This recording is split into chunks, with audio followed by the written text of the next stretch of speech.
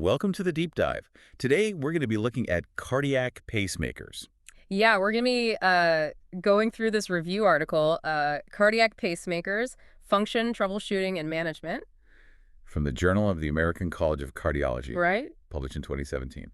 So if you've ever wondered how pacemakers work, or maybe you know someone with a pacemaker and want to understand what's going on in their chest, Hmm.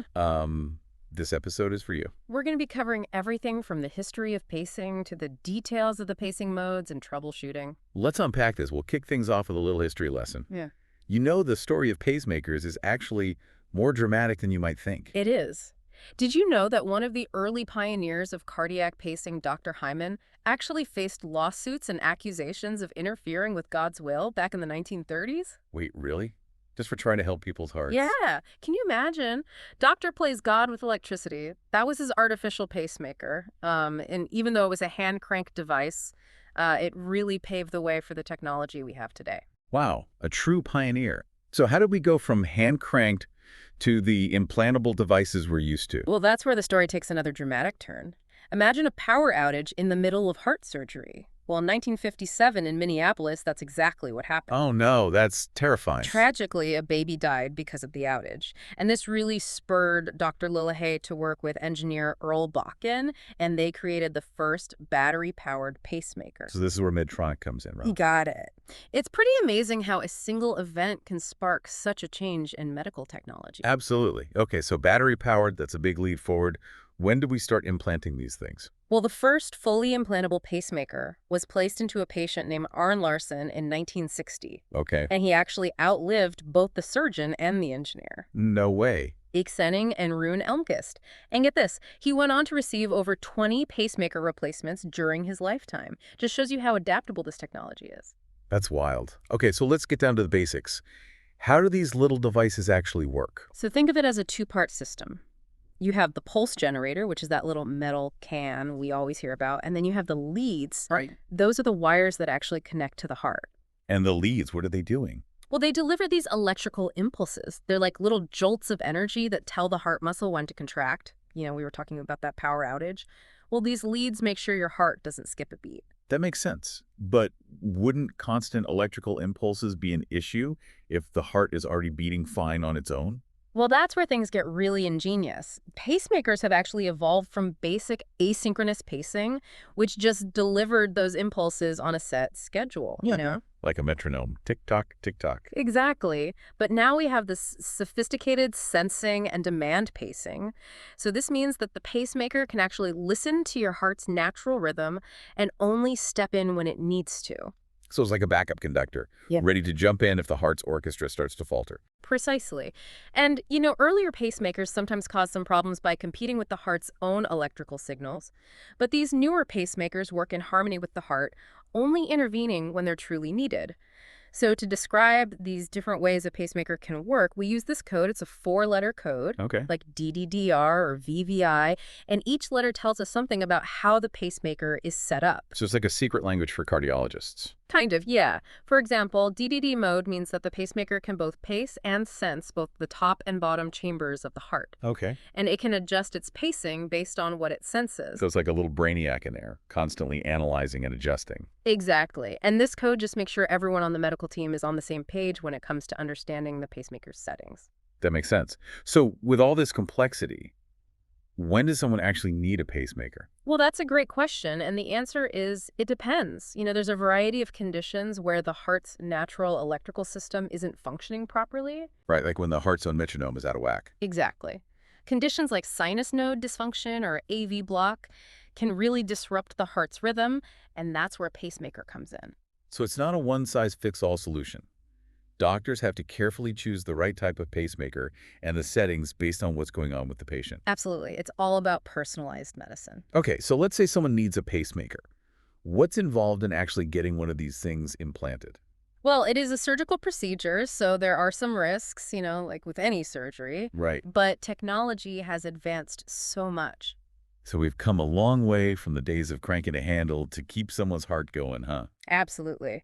Modern implantation techniques, things like using ultrasound guidance, have really made the procedure much safer. Ultrasound guidance so doctors can see what they're doing in there. Exactly. It's like having a roadmap of the heart. Wow. It allows them to navigate those structures and position the leads very precisely. That's amazing. Yeah. But even with these advances, there can still be complications, Yeah. right? Of course. There are potential complications, like with any medical procedure. Things like pneumothorax, which is basically a collapsed lung, or lead dislodgement, where the leads move out of place. Okay, that sounds a little scary. Yeah. But the article goes into detail about how understanding the heart's electrical signals during implantation actually helps to prevent these complications. So it's not just about putting the pacemaker in, it's about putting it in the right place and making sure it's working correctly. Exactly. There's this thing called the negative current of injury that doctors can look for during implantation. The negative current of injury, that sounds kind of intense. I know, right? But it's actually a really helpful sign. Imagine you have a vinyl record playing a song and someone scratches the record. Yeah. You'd hear this disruption in the music, right? Well, this negative current of injury is like that scratch, but it tells doctors if they've accidentally touched the heart muscle with the lead. Wow, so the heart has its own alarm system. Exactly. This electrical information helps surgeons to ensure that the pacemaker is implanted safely and effectively. That's incredible. So you've got the pacemaker implanted, everything's working smoothly. What happens if something goes wrong down the line? Well, that's where troubleshooting comes in. Pacemakers are complex devices, and, like any piece of technology, they can have issues. So what kinds of issues are we talking about? Well, things like battery depletion, lead malfunction, even this tricky thing called pacemaker-mediated tachycardia. Pacemaker-mediated tachycardia. That's a mouthful. I know, right? But think of it like this. The pacemaker is trying to help, but it accidentally triggers a rapid heart rate instead. So it's this cycle where the pacemaker keeps speeding things up. So like a runaway train kind of thing. Exactly. But the good news is doctors have ways to manage this, often by just adjusting the pacemaker settings. So regular checkups are really important to catch these problems early. Absolutely. Doctors can use special programmers to interrogate the pacemaker, which is basically just checking its status, tweaking settings, making sure everything is running smoothly. So it's like taking your pacemaker in for a tune-up. Exactly. And with new remote monitoring technology, doctors can even keep tabs on your pacemaker from afar. So it's like having a virtual mechanic on call. That's reassuring. Right. Okay, so what other challenges do doctors face when it comes to these devices? Well, one area that often raises concerns is surgery. A lot of surgeries use electrosurgery, where they use electrical currents to cut or cauterize tissue. But those currents can sometimes interfere with the pacemaker. So it's like two electrical systems clashing. Exactly. And this can disrupt the pacemaker's function. Oh, wow. Yeah, it can either cause a dangerously slow heart rate or it can trigger rapid pacing. So what can doctors do to prevent this? Well, there are some precautions they can take. Things like using bipolar electrosurgery, which is more localized, and carefully positioning the dispersive pad. So minimizing the risk of those currents going rogue. Right. And for pacemaker-dependent patients who are undergoing surgery above the belly button, where interference is more likely, there's another crucial step: preoperative reprogramming. Reprogramming the pacemaker, why is that necessary? So basically, they put the pacemaker in do not disturb mode during surgery. They switch it to an asynchronous mode, which means it ignores any electrical signals. So it's kind of like turning off the pacemaker sensing capabilities so it doesn't get confused by all the electrical activity going on during surgery. Precisely. And once the surgery is done, they just reprogram it back to its original settings. Okay, that makes sense. So minimizing the risk and making sure the pacemaker is doing its job. Exactly. Now let's talk about another big one: pacemakers and MRI scans. Yeah, I've heard about that. This has been a concern in the past. MRI machines use powerful magnets, and those magnetic fields, along with the radio frequency pulses used in MRI, can actually interfere with the pacemaker's function. Right, because pacemakers also use electrical signals. Exactly. Back in the early days of MRI, there were even cases where patients with pacemakers were scanned, and this led to some bad outcomes. It really highlights how important safety protocols are. Oh, absolutely. But the good news is technology has evolved to address this. We now have special pacemakers called CMR conditional pacemakers. CMR conditional, what does that mean? Well, CMR stands for cardiac magnetic resonance. So these pacemakers are actually designed to be safe in the MRI environment. So they're like the MRI-compatible version of a pacemaker. Exactly. What about patients who have older pacemakers? Can they get an MRI? That's a really good question. And thankfully, it's not a simple yes or no answer. A lot of factors go into deciding whether an MRI is safe for someone with a pacemaker. So it's not a blanket rule. Not at all.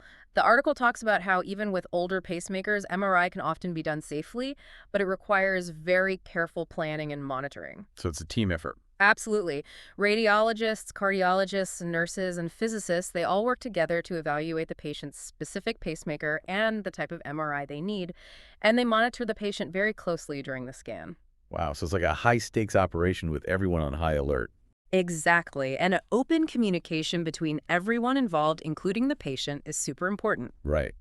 It's a reminder that even in the age of advanced technology, thoughtful collaboration and communication are still the cornerstones of good medical care. Well said. Okay, so after all this, what's the big takeaway for our listeners? Well, if you have a pacemaker, or you know someone who does this, I think this episode has given you a better understanding of how these devices actually work. Yeah, it's definitely more than a simple battery in your chest. Right. It's a very complex technology. And it requires careful planning and implantation and monitoring. Yeah. And maybe the most important takeaway is the importance of talking to your doctor. Yeah, communication is key. If you have any questions or concerns about your pacemaker or upcoming surgeries or just anything, really don't hesitate to reach out. Your doctor's your best resource for all things pacemaker. Exactly. Okay, so to wrap up, Mm-hmm. can you leave us with something to think about? Something about the future of pacemakers, maybe? Sure. This whole discussion we've been having has been about traditional pacemakers, the kind with leads. Right. But what if we could get rid of the leads completely? Eliminate the leads. How would that even work? Well, we're actually moving towards a new era of leadless pacemakers. Leadless pacemakers. That sounds futuristic. It does, doesn't it? But it's becoming a reality. Imagine a teeny tiny pacemaker, like the size of a vitamin, implanted directly into the heart. Wow. No leads. No leads, no wires. What are the advantages of going leadless? Well, one thing is there's a much lower risk of infection. Leads can sometimes be a pathway for bacteria to get into the body. Right. And without the leads, there's less of a chance of them breaking or moving out of place. So it's safer and simpler. Exactly. And leadless pacemakers are already being used in some patients, and the technology is getting better all the time. So could leadless pacemakers be the way of the future? That's a great question. It's still too early to say for sure, but the potential is definitely there. Maybe we can do another episode on leadless pacemakers sometime. I'd love that. Yes. Until then, keep exploring, and we'll see you back here for another deep dive into the world of science and medicine. Sounds good.